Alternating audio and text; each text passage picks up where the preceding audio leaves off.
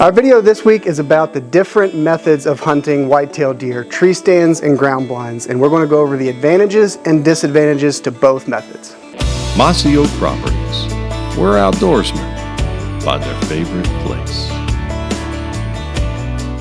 Got a question for you. Shoot.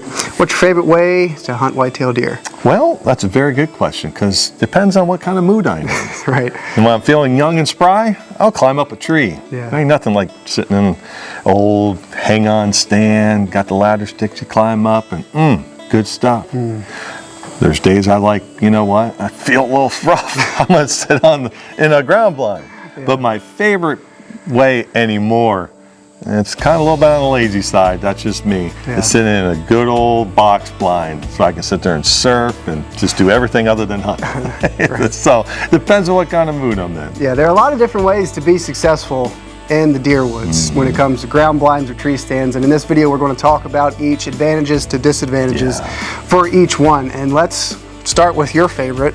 You like the elevated box blind. Yeah. What are some advantages and disadvantages to hunting from an elevated, doesn't have to be elevated, but a box blind? Yeah.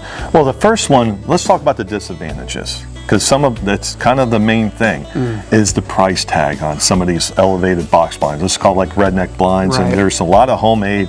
I live in Amish country in Ohio, and there is a box blind company everywhere. Right. You know, and there's some really good ones. But the cost and trying to, and then putting them up, erecting them, you know, it's you got to have some friends.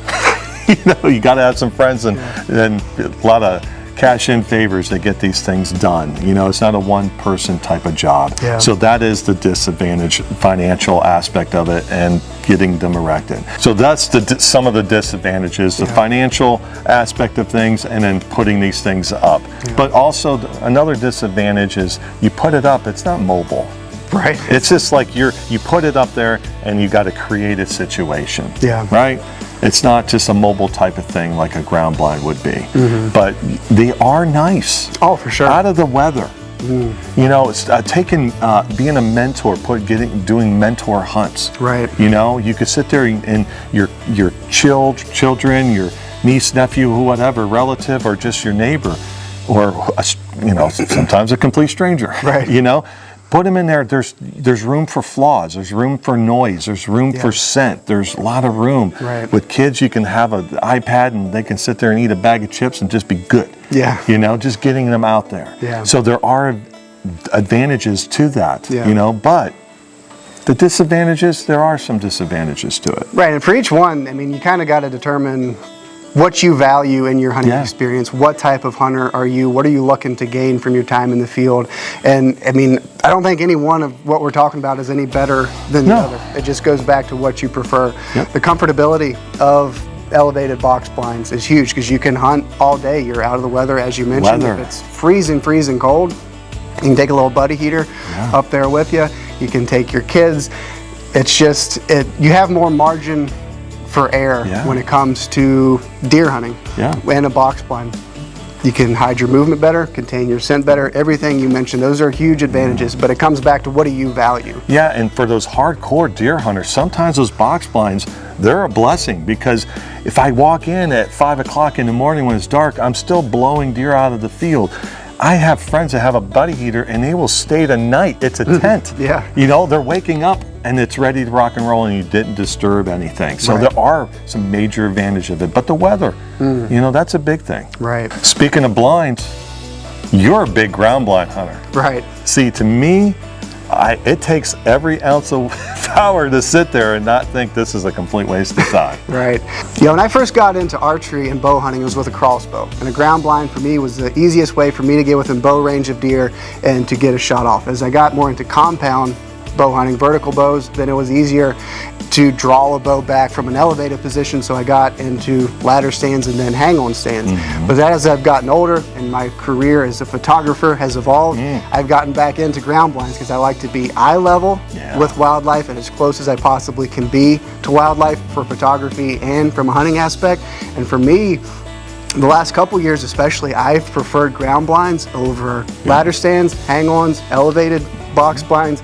Being ground level with wildlife is the name of the game for me, and a ground blind is what helps me accomplish that. Yeah, and it is, you know, you just don't pop up a blind and expect the deer just to be used to it. That's one of the disadvantage to ground blinds. It's like you have to put them out and let them get used to it. It might be a week, it might be 2 weeks.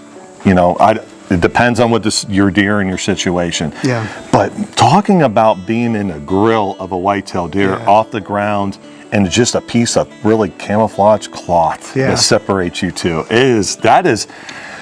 that's adrenaline. That's great stuff. If you can harvest a whitetail, whether it's a doe or it's a buck, that is an accomplishment. Hunting off the ground and in a ground blind, that is. Yeah, there's a lot of strategy that goes into it. Like you said, you can't just pop up a blind and expect deer to walk within 20 yards of it. You got to brush it in, you got to consider wind, access. So I enjoy that part of it too, but similar to elevated box blinds, a lot of the advantages are the same in a ground blind as well. You have space, you can hunt with a kid, a partner, you can put 2 or 3 people in a ground blind. If you're hunting by yourself, you can kick your legs up, you can stretch out, you have more room for air, you can move around a little bit.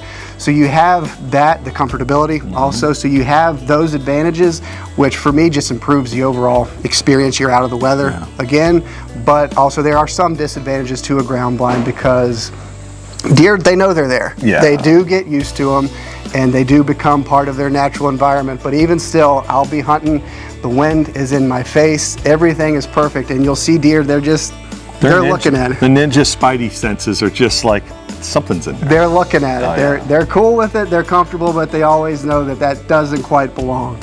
And then you're drawing back, whether you're a compound bow hunter, you know, drawing back, there's room for error in it. But the big thing with ground blinds is the financial aspect of things, and it is very affordable. Now, when I say affordable, it depends on what your financial resources are, but several $100s will get you a really good ground blind that will withstand the weather and the longevity of a hunting season. You can go to some places and buy a very inexpensive, but they do rip, they do tear, the weather, snow, whatever. So, you know, investing in this like $200 to $300 ground blind is well worth it. So, but moving on, you know, the next thing is like, I know you mentioned it, and I went through a stage where I was using it, is a ladder stand. Those ladder stands, man, those are fun too. It's easy. It's just like a mentored hunt too. It's very, for the most part, safe. It's climbing a ladder. You can get strapped in. The platform is usually bigger. There's a little bit more room, and stuff. But there are some disadvantages to them. For sure. For me, I see the most value in ladder stands for gun hunters, hunting with a firearm, with muzzleloader or a rifle, because you've got a shooting rail around that can double as a rest. You can also obviously successfully bow hunt from a ladder stand as well, but there are 2 main ladder stands you can hunt with a buddy, but I think ladder stands really have their most value for gun hunters. Because you got a little bit of room to move around. There could be deer right or left, and you can move your gun around. You got the rest with the shooting rail, and it's just really set up for gun hunters, I feel like. And with that being said, you can set that ladder stand off an area where your shooting distance is comfortable. It doesn't have to be on that deer run because it is a ladder stand. You stick out a little bit. They stick out a little bit. So getting off the beaten path of where the deer are going, within your comfortable shooting distance is a plus. Absolutely. And affordability, it's not that bad. No, there are affordable options for sure, and I mean, don't skimp on safe price, for sure, because it is your life that you are climbing up and trusting in that ladder stand. But they're similar to an effective ground blind. If you got some resources, invest in a good one, because it's a safe option. But the affordability is a plus of the ladder stand as well. And then moving on is, your hang-on stands.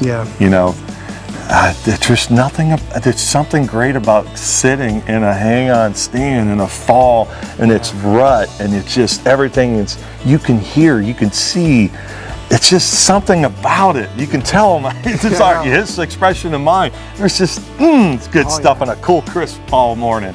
I love a hang-on stand because the best way I can describe it is you're out in it. In a ground blind, obviously you're in a blind. With a ladder stand, it's similar to a hang-on, but you're still concealed or confined. With a hang-on, they're not big. It's strapped onto the side of the tree, and you're out in the elements with wildlife. And I'm with you. There's nothing better than being in a hang-on stand, and it could just be a 1.5-year-old buck or a young doe, to have a deer walk by 10, 15 yards not knowing that you're 20 feet up a tree in a hang-on stand. It's just the best feeling. Yeah, you paid all this money for this camo and all this other stuff, and you're just stuck to a tree. The platform, you know, if you have AD, HD, whatever, maybe that might be the thing for you, because there ain't much going on there. Right. You're just doing this, you know, or sitting, and you know, there's no room for error, you know, but the adrenaline, you can tell from each one that we talked about which one we are fans of. Yeah. And affordability, it's not bad. No, they can be pricey, but another thing that I enjoy about a hang-on stand is it really, I think, puts your hunting skills and your woodsmanship skills to the test, because you're so exposed. And an advantage of a hang-on stand is you can tuck it back into crooked trees or multi-trunk trees. You can really, there's a lot of strategy that goes into hiding yourself and concealing yourself, which is really cool. But at the same time, you're, as we mentioned, out in it. So you really got to pay attention to a deer's behavior. You really pay attention to the wind. Look, you know, watch a deer's eyes. Where is it looking? Watch their ears, because one little movement or one little pop or noise drawing your bow. It's really, to me, minus, you know, shooting the deer off the ground, minus a ground blind, a tree stand, a hang-on stand is like the ultimate test when it comes to bow hunting, to test your hunting skills. Yeah, and mobility. You buy a certain hang-on stand with a ladder stick package, which is a little pricey, but you are mobile. Same thing with a climber.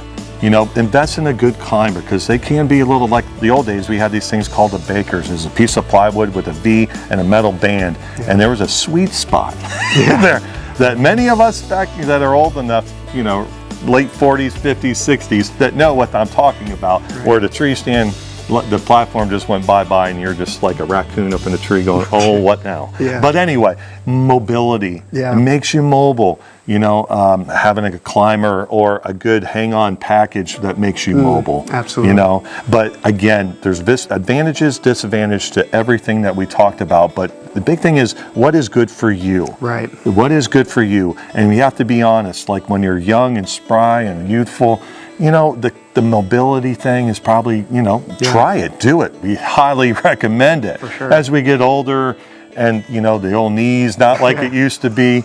You know, a ladder stand might be your thing, but if you're, you know, there's, again, mobility. Safety is a big thing. Safety is a primary concern for sure. Before you go out, and again, you got to ask yourself, what do you value? What type of hunter am I? What am I hoping to gain from my hunting experience? Answer the question of safety first. While we enjoy hang-ons, and we spoke to the value that they can provide, if you're not comfortable doing that, or especially a climber, I mean, I'm in relatively good shape. Knock on wood, I'm healthy. I am very fortunate to have the health to get out and hike and hunt as hard as I'd like. I don't feel safe in a climber.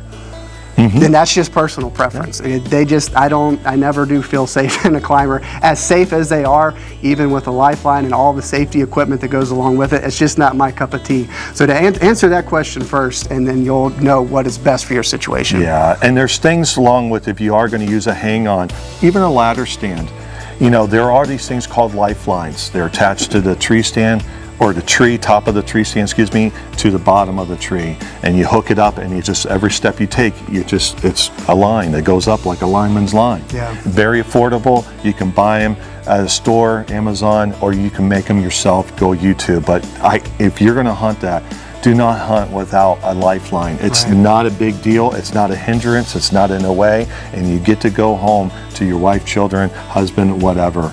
You know, safety is a thing. So to wrap this up, you have to pick what is suited for you, whether it's your youth, your health, your physical condition, your financial resources, and also the safety. You have to be honest with yourself.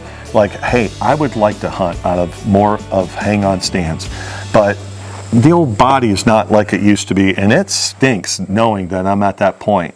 You know, I don't want to be a limiting factor in enjoying myself, but I have to be honest. There's days where I can shimmy up like a red squirrel, but there's days where I'm just a big old fat possum. I'm not going to be able to do it today. Yeah, safety is the first thing to consider when you're deciding how you want to go out and enjoy whitetail deer hunting. Consider safety and what's going to provide you the most enjoyable hunting experience. In this video, we discussed advantages and disadvantages to ladder stands, hang-on stands, ground blinds, and elevated box blinds.